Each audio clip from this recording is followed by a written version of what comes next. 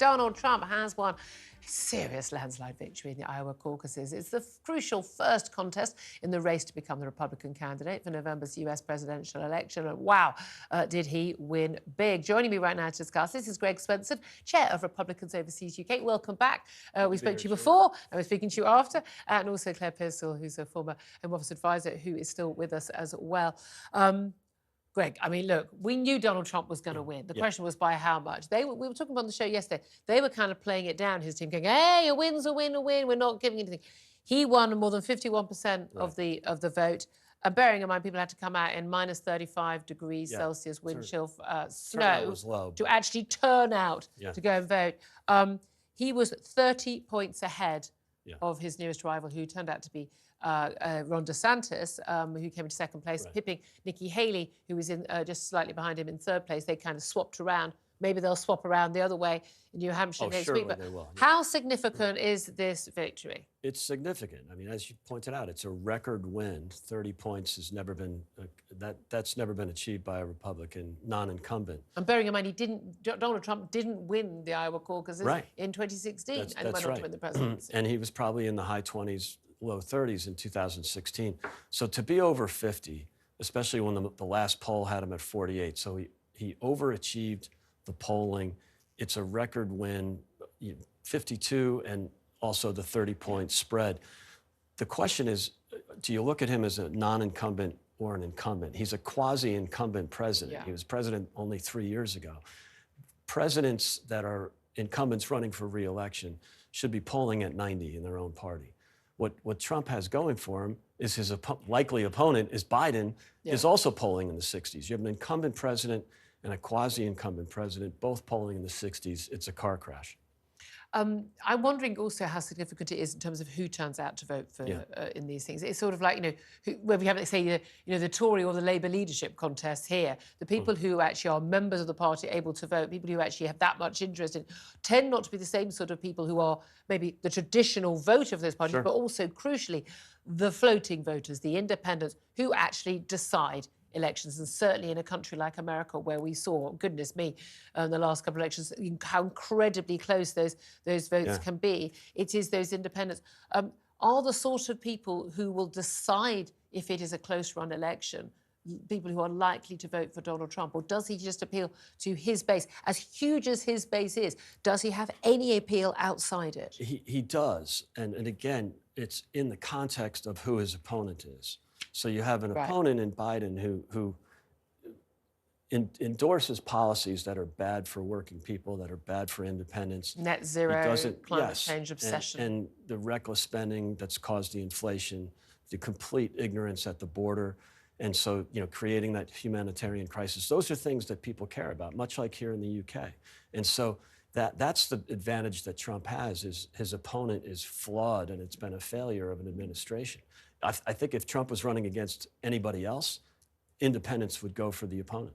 Yeah, I mean, that's the interesting thing. And it is fascinating with all these elections. We've got elections in India, in Russia. We've got quasi-elections in Russia. Of course, here in the UK, we've had a number of elections around Europe. And in the US, so many of the same issues are there. Cost of living, border control, massive, massive issues. And the appeal of candidates who say they will deal with that. And as we've seen post-lockdown in particular, people who cheered on even presidents or prime ministers who locked down, they don't seem to be very grateful later on when they get the bill for it. And we have seen pretty much every incumbent, have we not, ousted. Let's listen and watch a few little clips of Donald Trump speaking after his victory last night. This is what he had to say about, well, what he wants to do if he's president. Our country is laughed at. All over the world, they're laughing at us. And they want our country to come back. They want America, they want us to be great again. It's a very simple. MAGA, make America great again. And America first. America first is a very important part of MAGA. Yeah, I mean, MAGA and America first. I mean, what American would disagree with that if it wasn't Donald Trump saying it? I mean, with his, can I just say, has his face got more orange? The orange man the orange man is still orange. Yes, I don't know. I can't really picture the 2016 or 20 versus now, but he's not afraid of the tanning booth.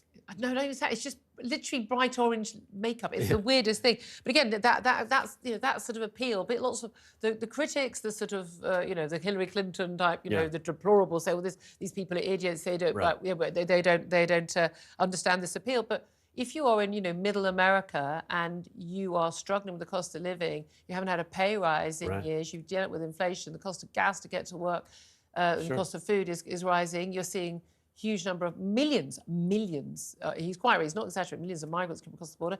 This is going to appeal. Absolutely. And I think people are choosing to ignore the personality flaws and maybe the They know what he is. Absolutely. And they look back, this becomes a referendum on two presidents.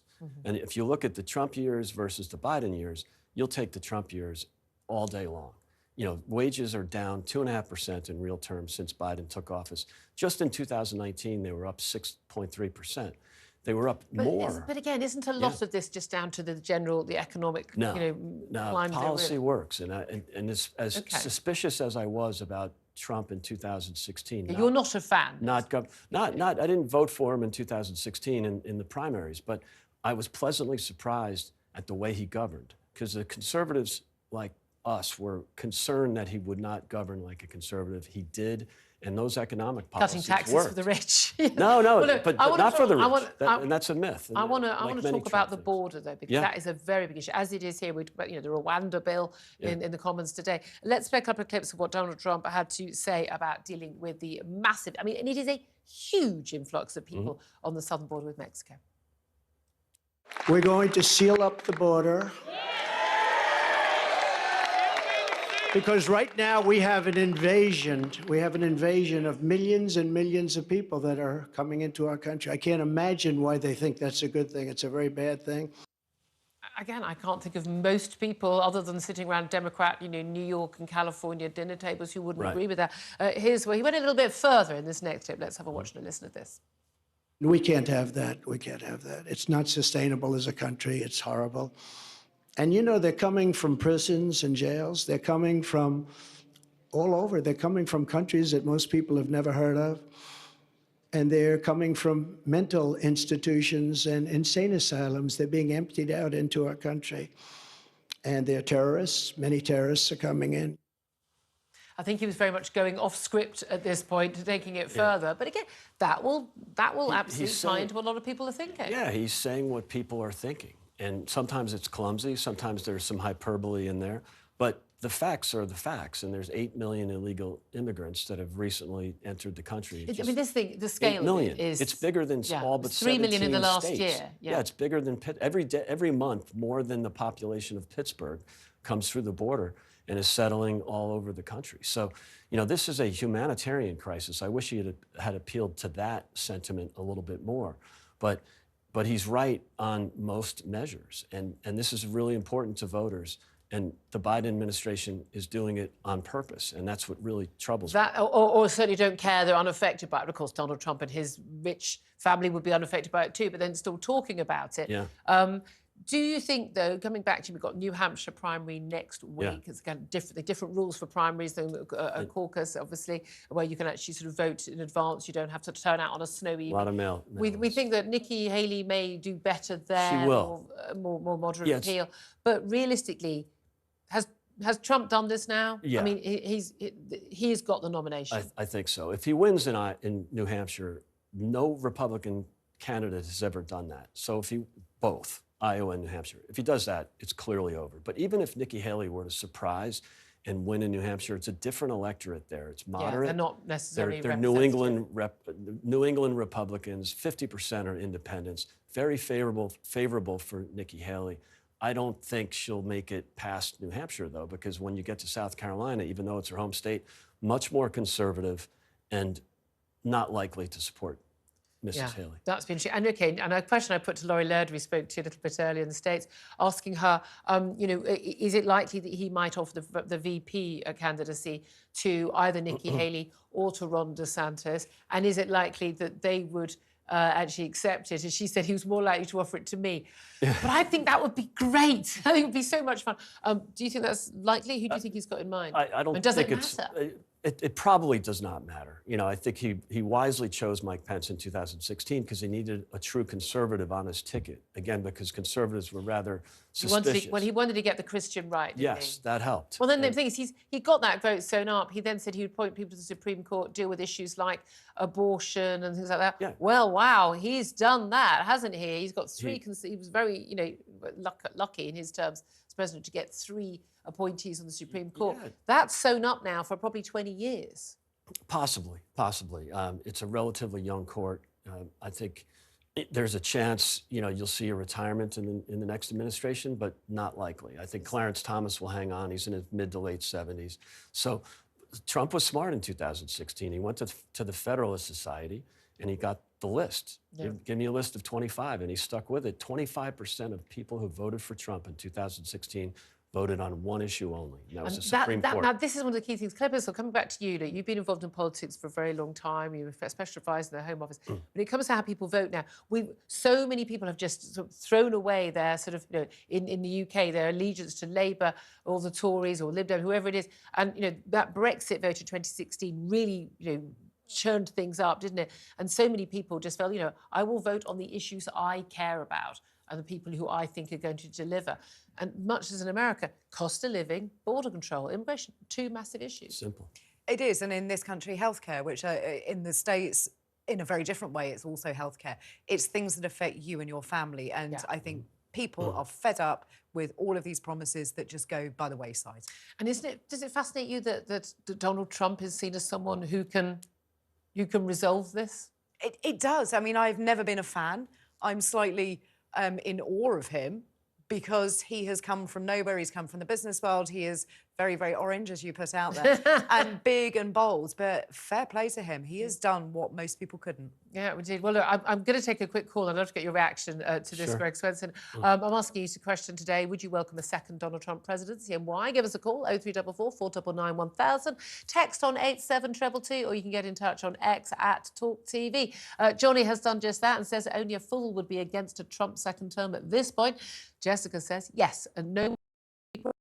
People think that Donald Trump means there's no wars, other than the fact that he won't fight any wars. So, yeah, China, take Taiwan. Yeah, Russia, take Ukraine. Not a problem. And Jasper says, I'm looking forward to Trump reducing my cost of living and increasing my state pension. So, yes, he has my vote. You've also been getting in touch on the phone lines, as I say. Keep those calls coming in. Let's go to David, who's in Grimsby. Good morning to you, David. Good morning, Julia. Good show again. Oh, well, we do our best. It's all the better now you're on. Would you welcome a Trump presidency second time round? Absolutely. Why? The man is, you don't know what he's going to do. Is that what you like? That's I mean, it's sure. good for TV and radio shows, I've got to be honest with you. Is it good for the country of America? Is it good for the world? Well, I think he brought a lot of positive to the country of America. I don't know a lot about, I'm really sort of on the bench of watching what goes on, having a view, and usually it's wrong anyway. But I like what he says. He does what he says. He's not a seasoned politician. He's come into it as a businessman.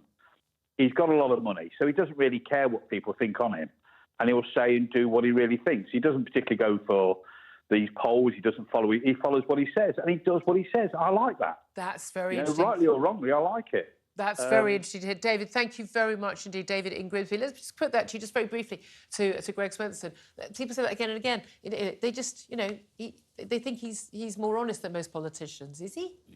He probably is, in a way. I mean, he's guilty of hyperbole, of course, and he exaggerates, and he lies blatantly, unprovably all the time. Well, I don't know about, you have to look at what he says, and then what the press says he said, and then look at what he actually does, right? So I think people overlook the hyperbole and the exaggerations, and they just look at the policies and, more importantly, the outcomes. And that's what people look back at. Peace and prosperity 3 years ago, complete chaos. Except other things might have happened in the meantime that may have had an impact on that. Greg Swenson, it's fascinating. Great to talk to you. Thanks for coming in again. Chair of the Republicans Overseas at UK.